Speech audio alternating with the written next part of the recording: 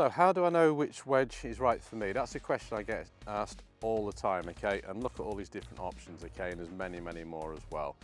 And I think there's a lot of confusion in the game from amateurs about what lofts and what lie angles and what grinds do you need for your wedges. So this video really is all about trying to educate you as to what might be best for you in terms of the grind, in terms of the bounce angles. So you've got a club that's going to be versatile, you can use all the releases.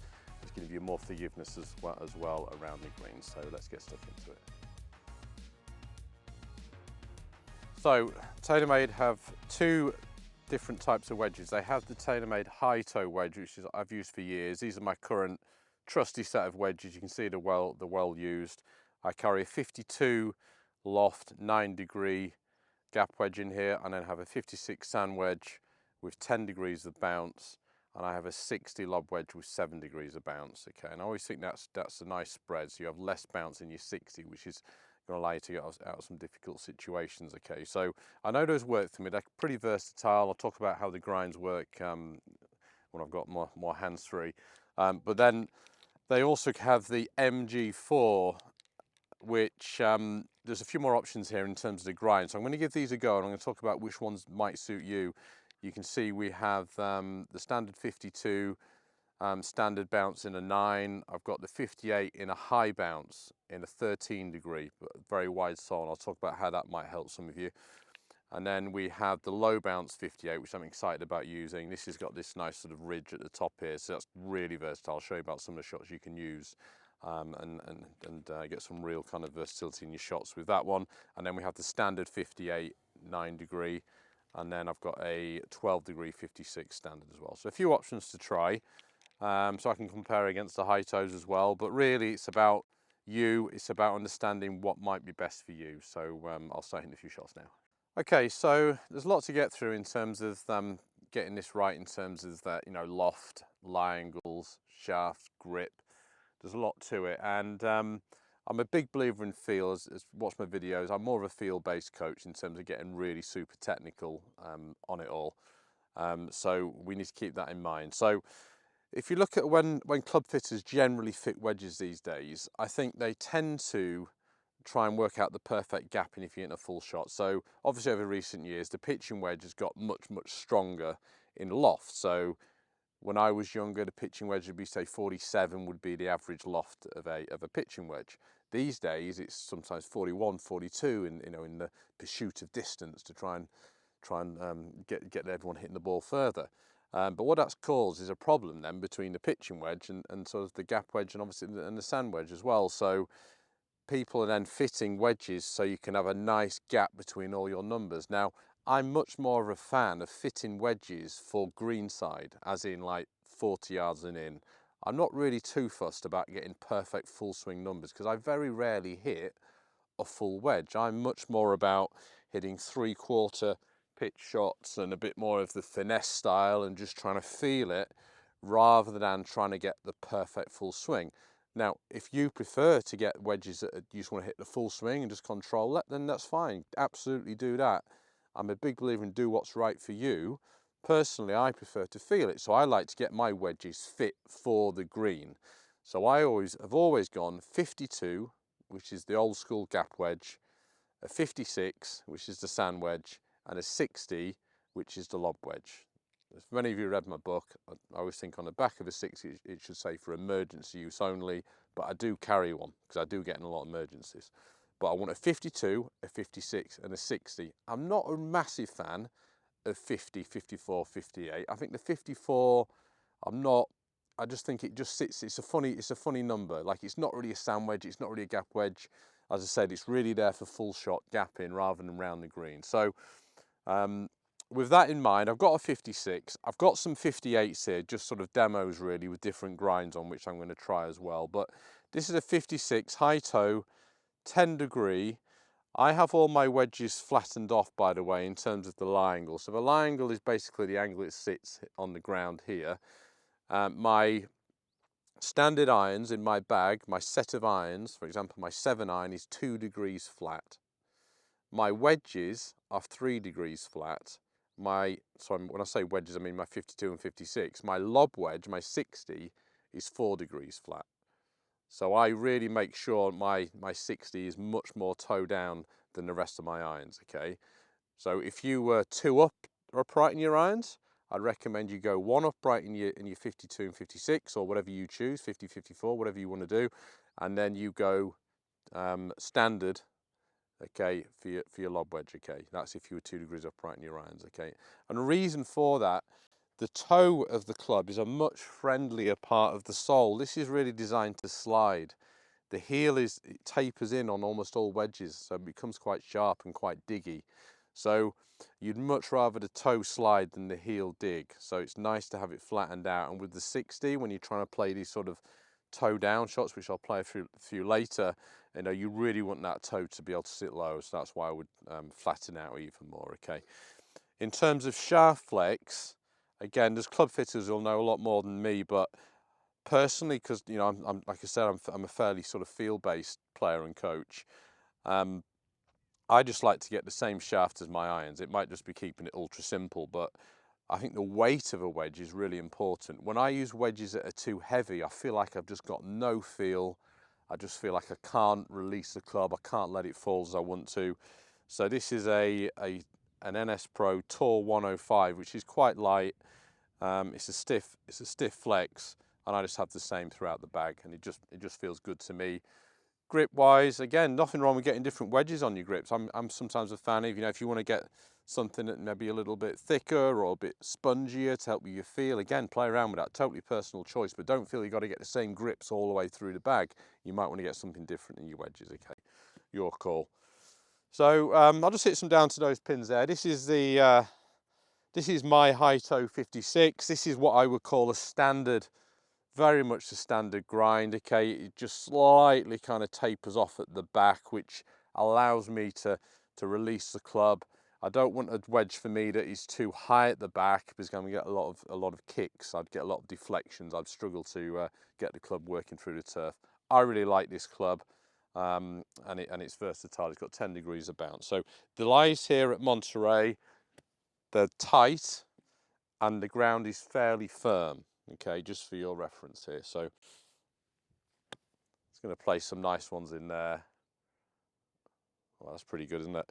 So that's that was a release 2, lots of release. You can see it just worked through the ground really nicely, really easily, absolutely loaded with spin. So I know I can play that, okay, but I'm interested in getting some of these other ones. So if I'll start with the high bounce one here. So we got the 58 high bounce, 13 degrees. It's also a wide sole, which for me kind of makes it, just so you're aware, the bounce is measured here, so that angle there is 13 degrees. When you get a wider sole, it makes it play effectively a bit more bounce than that, because the back of the sole is much further back, so it allows it to sort of kick and bounce more. This club here wouldn't be suitable for me, because I'm not a dragger of the club. So a dragger of the club would be someone who tends to drive the hands forward, takes a lot of the loft and bounce off the club. So they're coming in more this way. This is exaggerated, obviously, but by getting a wider sole and a club with more bounce on it, that would offset your fault. So if you're a perennial dragger, okay, you didn't want to do loads of work on your game to try and improve your short game too much in terms of technique, but you wanted a club that was going to make life a little bit friendlier for you, this would be a good option. So I'm going to try and drag this a little bit and sort of not do my usual technique. And that still came off really quite nicely. Had a lot of spin, barely any divot, and I'm not releasing that. And that's coming off nicely. Now, if I was to start releasing a release 2 here off this tight lie, I might struggle a little bit. Let's give that a go. Yeah, so that kicked a bit. Still pretty good, but you hear that kicked. So I'd be slightly nervous standing over these shots. You can see as that's standing there, you can see how the leading edge is proud. So a leading edge is sitting into the air a bit, so it's going to kick. It's still quite nice though. I think in the sand that would be superb. If you were playing at a golf course with really deep, fluffy sand, that would be a good option for you, okay? I quite like that. So that's the high bounce 58, wide sole, probably doesn't give you the range of shots you might want. You might struggle on release 2 and 3s off tight turf. Great if you are coming in fairly steep though, because like I say, you get the forgiveness at the back of the sole with that being so wide. So that's nice. We've then got the standard, this is a 58 standard bounce, 9 degrees. So it's very much like the high toe. It's probably got a little bit more tapering at the back actually, in terms of how that's shaved down. The heel's down as well, and the toe is shaved down, which I like. So this should feel quite nice. It looks like that for me, the leading edge just sits a little bit nearer the turf now, so I can start adding in some release into that again. And you can see how the spin, really ramps up when I just feel with this sort of wedge with the tapering at the back, it's perfect if you're more of a release 2 type player, or you feel like you've got the release 2 in your bag, because that just felt as the club hit the ground and it just stayed there and it could just slide.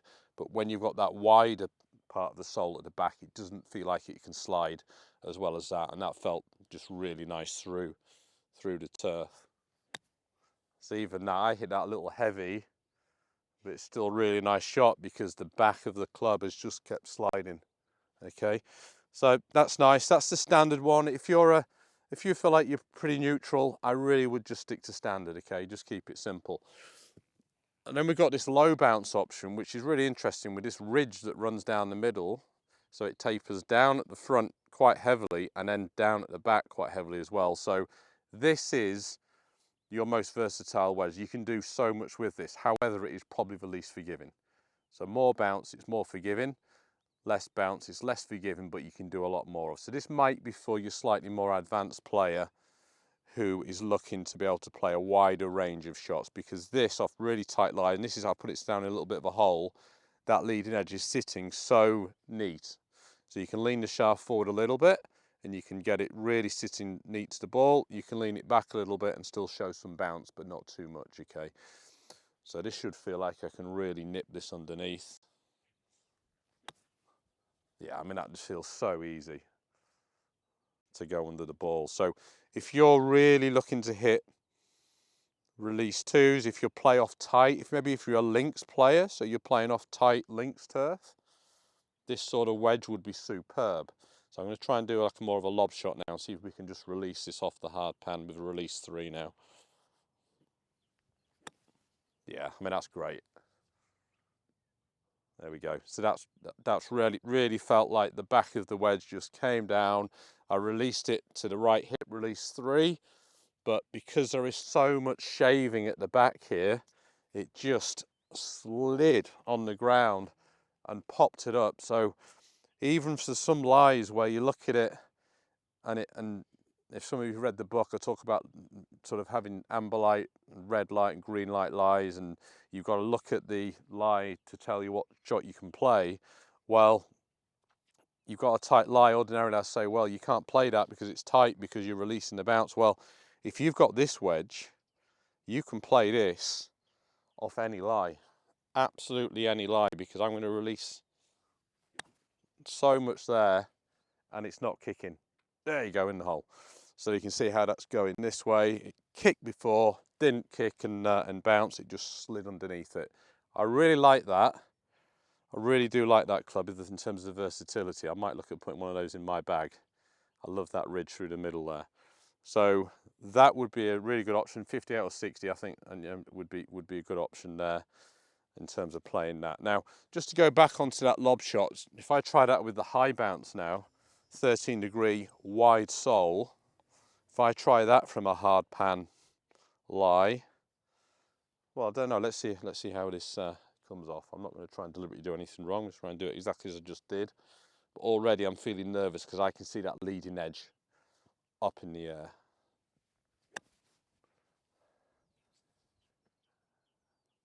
That actually gets under it a little bit more than I thought. That's actually not as unforgiving on release 3s as I thought. Let me try and just really put it on a hard pan lie. There we go.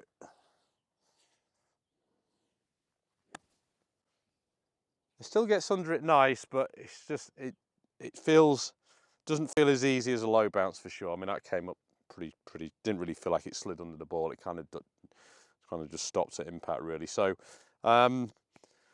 there's the wide sole there. So let's go a little bit more greenside and just test it a little bit more on the sort of finesse ones around the green.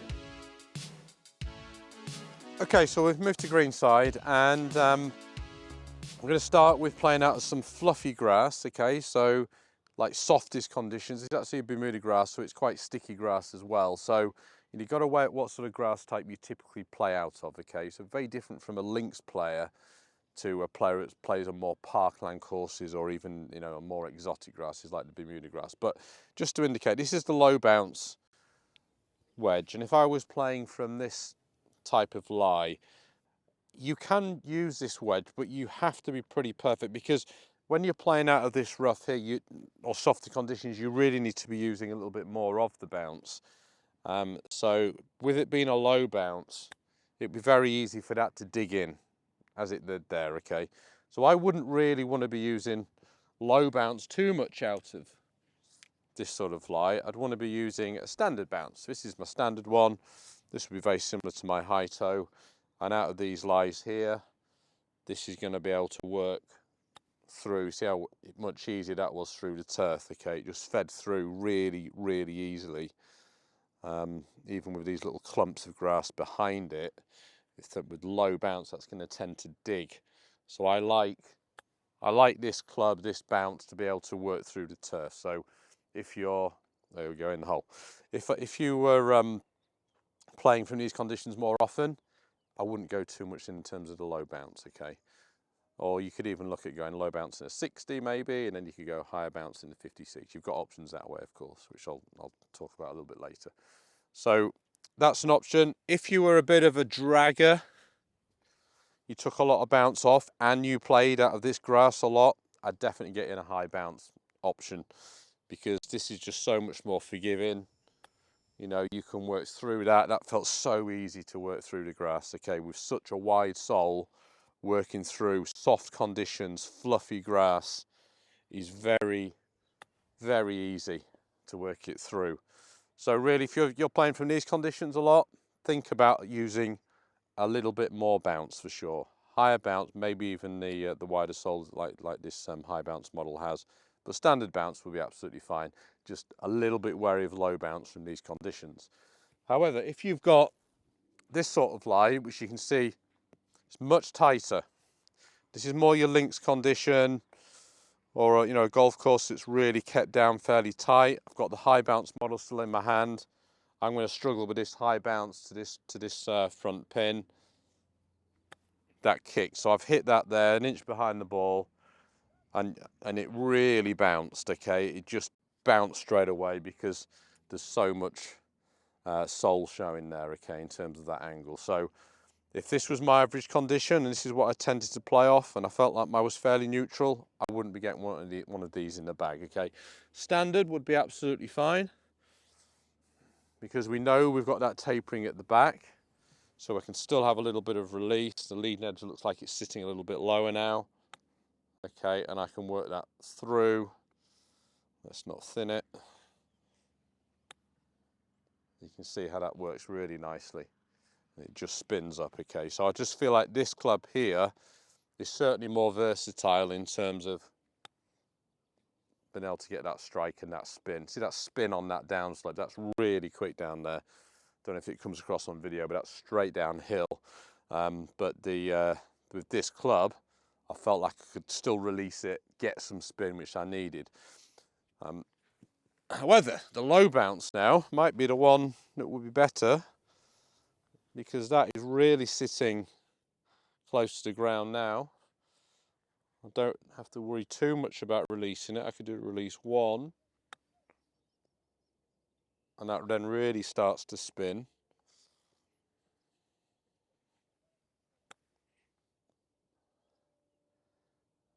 On the right edge. This feels quite easy to nip under. But that's interesting there. I mean, that actually dug in. I mean, I've got away with it. It's gone in the hole, or has right lip. But that leading edge was a little bit sharp. So Again, just an indication where you might think, well, I'll play on tight conditions, I'll have a low bounce, but you are losing forgiveness with this club. That was better. That was nice. Okay, but for me, I'd probably go standard bounce there just to keep it nice and versatile there. So hopefully that helps. You know, whether it's soft grass out the, you know, the softer, rough sort of conditions versus a tight lie, you can think about having different grinds to suit the conditions you typically play on. So the type of sand you're in also has a bearing on what loft and bounce and grind you're going to go with. Okay, so I've got a 58 standard bounce 9 degree here because the sand here is just like, it's perfect depth, okay, and it's perfect sort of texture. So I can just use my standard bounce, standard sort of release 2 bunker shot, and it should work through the sand quite nicely. You see, it just splashes out really easy, doesn't get too diggy, doesn't get too deep either, so it just skips, feels very easy through the sand.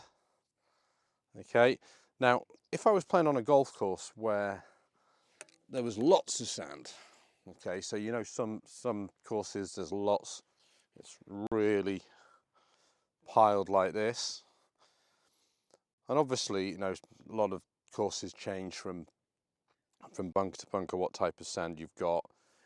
But if this is what you had all the time, you might want to consider a higher bounce wedge. So the wider sole here is going to work through this sand easier, got less chance of digging in. You still need to put some release into it, but even if you weren't the best at releasing the club, okay, this would help you, but I'd still recommend you put some release in.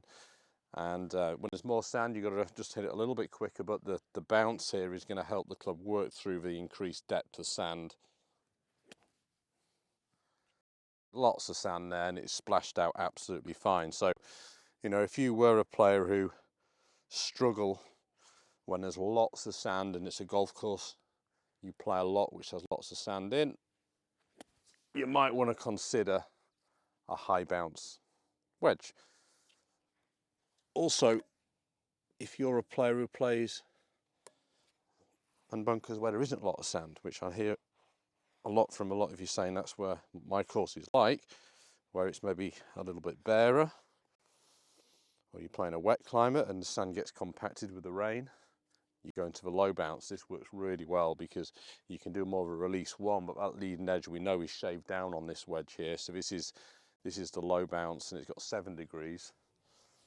Okay, and it's shaved down at the front, so this is going to help me go steeper after the ball, so I can dig that in and still get a quality strike. Okay, so if you were playing with very little sand or compact conditions a lot of the time, you might want to consider a low bounce. Okay, but really, I am a believer in versatility, in making sure you're able to change your technique. So the standard bounce, you should be able to add bounce by coming back here, take bounce off by coming here, and really become versatile in terms of the grind. Okay, but I'm just trying to give you as many options so you can make your own mind up, but I would go for a standard bounce here. Okay, and but if you were playing off some really thick sand, I might consider a high bounce at the same time. Okay, so a lot to consider. So hopefully that's given you a better understanding of all the different types of lofts and bounces and grinds involved. Okay, there's a lot to it. I totally appreciate that. So main things I want you to think about are, if you're going to put say a 50 or a 52 in there, I would just get an 8-degree bounce. Okay, a standard bounce with a standard grind. They're all pretty standard on the gap wedge anyway, the 50, 52. So standard there. You're then going to put a sand wedge in, and you're either going to go probably 54 or 56. I prefer 56, but I'm not saying that's what you have to do. And you're going to go for around about a 9 or 10 degree bounce, and then that's something that you're going to play out the sand mainly. You're then going to put a lob wedge in. That might be a 58 or a 60, depending on your configuration, how you're going to do things. And that's the one that maybe you can start to look at in terms of getting a little bit more specific. You can perhaps go low bounce if you want a player who thinks, you know, you want a bit more versatility. If you want a bit more forgiveness and you're playing a course with lots of sand or lots of sort of rough or it's quite a soft condition, you might want to look at the high bounce. Okay, but really, if you stick to a standard bounce and you follow my coaching, you read my book, and you get the versatility to be able to do a 1, a 2, and a 3, a standard bounce is perfect. You've then got to just weigh up your personal conditions about where you play, whether it's links or parkland or whatever, okay? But generally, standard bounces will do the job very nicely. Make sure you get fitted for the shaft, okay? Make sure you consider that and try it. And I really do recommend, if you can try these wedges from grass conditions, so if you can find somewhere where a pro can take you out with a bag of wedges and hit them, there is no substitute for just hitting shots around the green and out the sand and just feeling what works, because there's so much. I've gone through some technical stuff there, but really it comes down to what gives you the best results, what feels best to you, and you only really get that by going out there and trying it. At Woburn Golf Course, I'm based, we've got a fantastic short game area, a Tavistock short game area. You can take wedges out. The pro team will be able to do that with you. Take them out there and try them, okay? But if you can't get to Woburn, there's places all around the world, fantastic PGA pros will be able to help you with that decision-making process. So hopefully it's helped. Hopefully it's cleared up a little bit of the mystery of it all, and it's going to help your wedge game and help you shoot lower scores.